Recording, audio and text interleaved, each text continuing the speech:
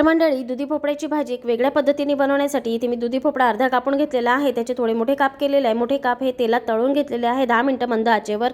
त्यानंतर हे काप काढून घ्यायचे आहे. आता भाजीसाठी लागणारा मसाला बनवू. तर एका वाटीमध्ये लाल तिखट, हळद, मीठ, धने जिरे पावडर, आमचूर पावडर आणि 1 चम्मच बेसन टाकायचं आहे. थोडं पाणी टाकून असं दाटसर असा मसाला तयार करायचा आहे. आता त्याच कढईतलं थोडं तेल काढायचं. त्यात जिरे, मोहरी, तेजपत्ता आणि हिंग टाकून छान परतून घ्यायचं. त्यामध्ये किसलेला कांदा टाकायचा. कांदा परतून घेतल्यानंतर त्यामध्ये आलं लसूण पेस्ट, हिरवी मिरची टाकायची, परतून घ्यायचा आणि आपण तयार केलेला मसाला टाकून 1 ते 2 मिनिटं परतून घ्यायचा आहे. आता टोमॅटो प्युरी टाकायची आणि 5 मिनिटं छान मसाला परतून घ्यायचा. थोडं पाणी टाकायचं आणि 5 मिनिटं परतून घ्यायचं. 5 मिनिटानंतर तुम्ही बघू शकता मस्त मसाला तयार आहे.